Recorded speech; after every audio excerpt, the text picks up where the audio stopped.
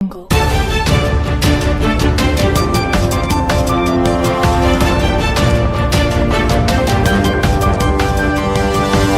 Audio jungle.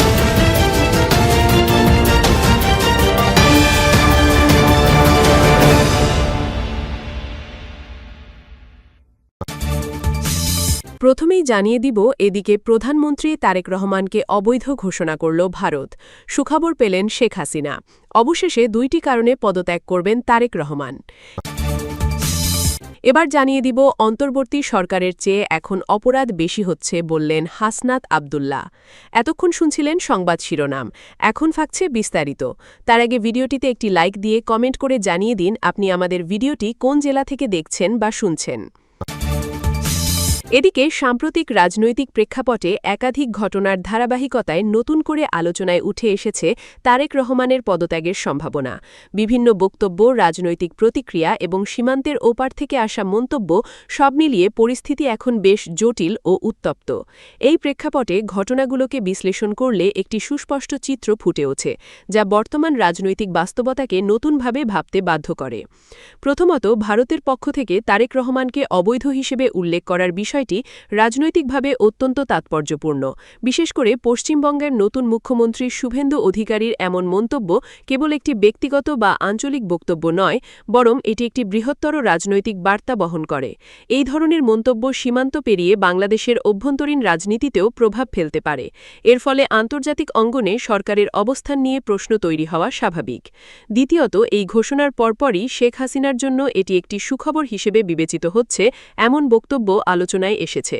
এর মাধ্যমে বোঝা যায় রাজনৈতিক প্রতিপক্ষের দুর্বলতা বা চাপে পড়া অবস্থাকে কাজে লাগানোর একটি সম্ভাব্য সুযোগ তৈরি হয়েছে। ক্ষমতার রাজনীতিতে এই ধরনের মুহূর্ত অত্যন্ত গুরুত্বপূর্ণ, কারণ প্রতিপক্ষের সংকট নিজের অবস্থানকে আরও শক্তিশালী করতে ব্যবহৃত হতে পারে। এই প্রেক্ষাপটে তারেক রহমানের পদত্যাগের বিষয়টি সামনে আসছে। বলা হচ্ছে মূলত ২টি ইস্যুকে কেন্দ্র করেই এই গুঞ্জনের সৃষ্টি হয়েছে। প্রথম ইস্যুটি আন্তর্জাতিক চাপ। ভারতের মতো একটি প্রভাবশালী দেশের রাজনৈতিক নেতৃত্বের এমন মন্তব্য আন্তর্জাতিক কূটনৈতিক সম্পর্ককে প্রভাবিত করতে পারে। এতে সরকারের ওপর বাহ্যিক চাপ তৈরি হওয়া অস্বাভাবিক নয়। দ্বিতীয় ইস্যুটি অভ্যন্তরীণ রাজনৈতিক চাপ। দেশের ভেতরে বিভিন্ন মহলে অস্থিরতা, সমালোচনা এবং অনিশ্চয়তার পরিবেশ তৈরি হলে তা নেতৃত্বের ওপর সরাসরি প্রভাব ফেলে। এই দুই ইস্যুর সম্মিলিত প্রভাবে তারেক রহমানের পদত্যাগের সম্ভাবনা নিয়ে আলোচনা জোরদার হয়েছে। এমনকি বলা হচ্ছে তিনি পদত্যাগ করলে দেশে থাকতে পারবেন কিনা সেটিও অনিশ্চিত হয়ে পড়তে পারে। অর্থাৎ বিষয়টি কেবল একটি রাজনৈতিক পদ থেকে সরে দাঁড়ানো নয়, বরং তার ব্যক্তিগত ও রাজনৈতিক ভবিষ্যতের সঙ্গেও গভীরভাবে জড়িত। এদিকে সরকারের পতন নিয়েও বিভিন্ন স্তরে আলোচনা শুরু হয়েছে। যদিও এটি নিশ্চিত কোনো ঘটনা নয়, তবে এমন গুঞ্জনের উপস্থিতি থেকেই বোঝা যায় যে রাজনৈতিক পরিবেশ কতটা অস্থির। সাধারণত যখন একটি সরকারকে ঘিরে এমন আলোচনা শুরু হয়, তখন সেটি ক্ষমতার ভিত নড়বড়ে হওয়ার ইঙ্গিত দেয়। বিভিন্ন সেক্টরে এমন কথা ছড়িয়ে পড়া মানে হল আস্থার সংকট তৈরি হচ্ছে। আরেকটি গুরুত্বপূর্ণ দিক হল অনেকেই শেখ হাসিনার কাছে ক্ষমা চাওয়া শুরু করেছেন। এমন বক্তব্য সামনে এসেছে। কেউ সরাসরি যোগাযোগ করছেন, কেউ সামাজিক যোগাযোগ মাধ্যমে স্ট্যাটাস দিচ্ছেন। এটি একটি মনস্তাত্ত্বিক পরিবর্তনের ইঙ্গিত দেয়। রাজনৈতিক বাস্তবতায় যখন মানুষ বুঝতে পারে যে ক্ষমতার ভারসাম্য পরিবর্তিত হতে পারে, তখন তারা নিজেদের অবস্থান পুনর্বিন্যস্ত করতে শুরু করে। এই ঘটনাও তারই প্রতিফলন হিসেবে দেখা যেতে পারে। এই পরিস্থিতিতে প্রশ্ন উঠছে, আওয়ামী লীগ কি নতুন কোনো কৌশল নিয়ে এগোচ্ছে? ওপার থেকে আসা মন্তব্য এবং অভ্যন্তরীণ প্রতিক্রিয়ার সমন্বয় দেখে অনেকেই মনে করছেন এর পেছনে একটি বৃহত্তর পরিকল্পনা থাকতে পারে। যদিও এর কোনো সরাসরি প্রমাণ নেই, তবে ঘটনাগুলোর ধারাবাহিকতা এমন ধারণার জন্ম দিচ্ছে। তারেক রহমানের সম্ভাব্য পদত্যাগ যদি বাস্তবে পরিণত হয়, তাহলে সেটি বাংলাদেশের রাজনীতিতে একটি বড় পরিবর্তন আনতে পারে। বিএনপির নেতৃত্বে পরিবর্তন আসবে, দলের ভবিষ্যৎ কৌশল নতুনভাবে নির্ধারিত হবে এবং রাজনৈতিক প্রতিযোগিতার নতুন সমীকরণ তৈরি হবে। একই সঙ্গে এটি সরকারের জন্য একটি নতুন চ্যালেঞ্জ তৈরি করতে পারে, কারণ প্রতিপক্ষ দুর্বল হলেও রাজনৈতিক শূন্যতা সবসময়ই অনিশ্চয়তা সৃষ্টি করে। সব মিলিয়ে বর্তমান পরিস্থিতি অত্যন্ত সংবেদনশীল।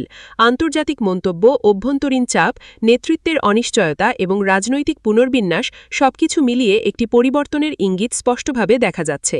এখন দেখার বিষয় এই ঘটনাপ্রবাহ শেষ পর্যন্ত কোন দিকে মোড় নেয় এবং এর প্রভাব কতটা গভীর হয় বাংলাদেশের সামগ্রিক রাজনৈতিক বাস্তবতায়। কুমিল্লা ৪ আসনের সংসদ সদস্য হাসনাত আবদুল্লাহ সাম্প্রতিক সময়ে দেশের আইনশৃঙ্খলা পরিস্থিতি, জ্বালানি সংকট এবং সাম্প্রদায়িক সম্প্রীতি নিয়ে গুরুত্বপূর্ণ মন্তব্য করেছেন। মঙ্গলবার ৫ মে দুপুরে দেবিদ্বার উপজেলা মিলনায়তনে আয়োজিত চান্দিনা সড়ক উন্নয়ন বিষয়ক মতবিনিময় সভা শেষে সাংবাদিকদের সঙ্গে আলাপকালে তিনি এসব কথা বলেন। তার বক্তব্যে দেশের বর্তমান পরিস্থিতি নিয়ে উদ্বেগ, পাশাপাশি করণীয় সম্পর্কে কিছু সুস্পষ্ট দিক নির্দেশনা উঠে আসে। প্রথমেই তিনি আইনশৃঙ্খলা পরিস্থিতির অবনতির বিষয়টি তুলে ধরেন। তার মতে, অন্তর্বর্তী সময়ের তুলনায় বর্তমানে দেশে অপরাধের হার উল্লেখযোগ্যভাবে বেড়েছে। অপরাধ প্রবণতা ক্রমাগত বৃদ্ধি পাওয়ায় সাধারণ মানুষের মধ্যে উদ্বেগ ও নিরাপত্তাহীনতা তৈরি হচ্ছে। তিনি বলেন, দেশের মানুষ এমন পরিস্থিতি প্রত্যাশা করে না এবং রাষ্ট্রের অন্যতম প্রধান দায়িত্ব হল নাগরিকদের নিরাপত্তা নিশ্চিত করা। এক্ষেত্রে সরকারের পক্ষ থেকে আরও কার্যকর, দৃশ্যমান ও দ্রুত পদক্ষেপ নেওয়া জরুরি বলে তিনি মত দেন। তার বক্তব্যে স্পষ্ট হয়, আইনশৃঙ্খলা বাহিনীর কার্যক্রমকে আরও শক্তিশালী ও সমন্বিত করার প্রয়োজনীয়তা রয়েছে। হাসনাত আবদুল্লাহ আরও উল্লেখ করেন, আইনশৃঙ্খলা পরিস্থিতির অবনতি কেবল অপরাধ বৃদ্ধির মধ্যেই সীমাবদ্ধ নয়, এটি সামাজিক স্থিতিশীলতার ওপরও নেতিবাচক প্রভাব ফেলে।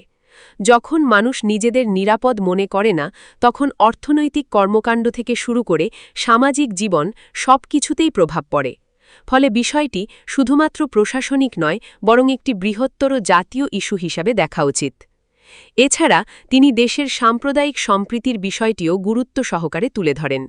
তার বক্তব্য অনুযায়ী, বাংলাদেশের বহুদিনের ঐতিহ্য হল ধর্মীয় সহাবস্থান ও পারস্পরিক শ্রদ্ধাবোধ। কিন্তু সম্প্রতি কিছু মহল এই সম্প্রীতিকে নেতিবাচকভাবে উপস্থাপনের চেষ্টা করছে বলে তিনি অভিযোগ করেন। তিনি মনে করেন, এই ধরনের অপপ্রচার দেশের ভাবমূর্তি ক্ষুণ্ণ করতে পারে এবং সামাজিক বিভাজন সৃষ্টি করতে পারে। তাই এ ধরনের প্রচেষ্টা প্রতিহত করা জরুরি। তিনি জোর দিয়ে বলেন, বাংলাদেশ সব ধর্ম ও মতের মানুষের জন্য একটি নিরাপদ আবাসভূমি, এই বার্তাটি দেশ বিদেশে সঠিকভাবে তুলে ধরা প্রয়োজন। এর জন্য সরকার, গণমাধ্যম এবং নাগরিক সমাজকে একযোগে কাজ করতে হবে। তার মতে, সামাজিক সম্প্রীতি বজায় রাখা কেবল সরকারের দায়িত্ব নয়, বরং এটি প্রতিটি নাগরিকেরও দায়িত্ব। জ্বালানি সংকট প্রসঙ্গে তিনি একটি ভিন্ন দৃষ্টিভঙ্গি তুলে ধরেন। তার মতে, বর্তমান সংকট মূলত প্রস্তুতির ঘাটতির ফল। সরকার পরিবর্তনের পর পর্যাপ্ত পরিকল্পনা ও প্রস্তুতি না থাকায় ডিজেল সরবরাহে সমস্যা দেখা দিয়েছে। তিনি দাবি করেন, এই পরিস্থিতির সুযোগ নিয়ে একটি সিন্ডিকেট সক্রিয় হয়ে উঠেছে, যারা কৃত্রিম সংকট সৃষ্টি করে বাজারে অস্থিরতা তৈরি করছে। এর ফলে সাধারণ মানুষ এবং পরিবহন খাত উভয়েই ক্ষতিগ্রস্ত হচ্ছে। এই সমস্যার সমাধানে তিনি সরকারের প্রতি কঠোর নজরদারি ও কার্যকর ব্যবস্থাপনা নিশ্চিত করার আহ্বান জানান। তার মতে, জ্বালানি সরবরাহ ব্যবস্থাকে স্বচ্ছ ও জবাবদিহিতামূলক করতে হবে, যাতে কোনো গোষ্ঠী অবৈধভাবে লাভবান না হতে পারে। পাশাপাশি দীর্ঘমেয়াদী পরিকল্পনার মাধ্যমে জ্বালানি খাতে স্থিতিশীলতা আনার ওপরও তিনি গুরুত্বারোপ করেন। সেবামূলক প্রতিষ্ঠানগুলির কার্যক্রম নিয়েও তিনি গুরুত্বপূর্ণ মন্তব্য করেছেন। তিনি বলেন, এসব প্রতিষ্ঠান অবশ্যই জনগণের সেবায় নিয়োজিত থাকবে, এটাই স্বাভাবিক প্রত্যাশা। কিন্তু অনেক ক্ষেত্রে সেবা গ্রহীতা ও সেবাদাতার মাঝে মধ্যস্থভোগীদের উপস্থিতি দেখা যায়, যা সেবার মান কমিয়ে দেয় এবং দুর্নীতির সুযোগ সৃষ্টি করে। তিনি স্পষ্টভাবে বলেন, এই ধরনের মধ্যস্থভোগী ব্যবস্থা দূর করতে হবে। তার মতে, প্রযুক্তির ব্যবহার এবং প্রশাসনিক সংস্কারের মাধ্যমে সেবাদান প্রক্রিয়াকে আরও সহজ, দ্রুত ও স্বচ্ছ করা সম্ভব। এতে করে সাধারণ মানুষ সরাসরি সেবা পাবে এবং অনাকাঙ্ক্ষিত হয়রানি কমবে। এটি একটি কার্যকর ও জনবান্ধব প্রশাসন গঠনের জন্য অত্যন্ত গুরুত্বপূর্ণ। উল্লেখ্য, এই মতবিনিময় সভাটি অনুষ্ঠিত হয় দেবিদ্বার উপজেলা এ, যেখানে স্থানীয় প্রশাসন ও প্রকৌশল বিভাগের কর্মকর্তারা উপস্থিত ছিলেন। উপজেলা নির্বাহী অফিসার রাকিবুল ইসলাম এর সভাপতিত্বে আয়োজিত এই সভায় চান্দিনা সড়কের উন্নয়নের বিভিন্ন দিক তুলে ধরেন সড়ক ও জনপথ বিভাগের নির্বাহী প্রকৌশলী গোলাম মোস্তাফা। এছাড়াও উপস্থিত ছিলেন উপবিভাগীয় প্রকৌশলী মোহাম্মদ শফিকুল ইসলাম ভূঁইয়া এবং উপসহকারী প্রকৌশলী মোহাম্মদ সাইদুল রহমান সহ স্থানীয় গণ্যমান্য ব্যক্তি। সভায় চান্দিনা সড়কের উন্নয়ন পরিকল্পনা, সম্ভাব্য সুবিধা এবং বাস্তবায়ন প্রক্রিয়া নিয়ে বিস্তারিত আলোচনা হয়। স্থানীয় জনগণের জন্য এই সড়কটি অত্যন্ত গুরুত্বপূর্ণ হওয়ায় এর উন্নয়নকে অগ্রাধিকার দেওয়া হচ্ছে বলে জানানো হয়। সব মিলিয়ে হাসনাত আবদুল্লার বক্তব্যে দেশের বর্তমান পরিস্থিতির একটি বহুমাত্রিক চিত্র উঠে এসেছে। আইন শৃঙ্খলা পরিস্থিতির অবনতি, সাম্প্রদায়িক সম্প্রীতির চ্যালেঞ্জ, জ্বালানি সংকট এবং সেবা খাতে অনিয়ম সবকিছু মিলিয়ে তিনি একটি সতর্ক বার্তা দিয়েছেন। একই সঙ্গে তিনি এসব সমস্যা সমাধানে সরকার ও সংশ্লিষ্ট সবার সক্রিয় ভূমিকার ওপর গুরুত্বারোপ করেছেন। তার এই মন্তব্যগুলো বর্তমান রাজনৈতিক ও সামাজিক প্রেক্ষাপটে যথেষ্ট তাৎপর্যপূর্ণ বলে মনে করা হচ্ছে।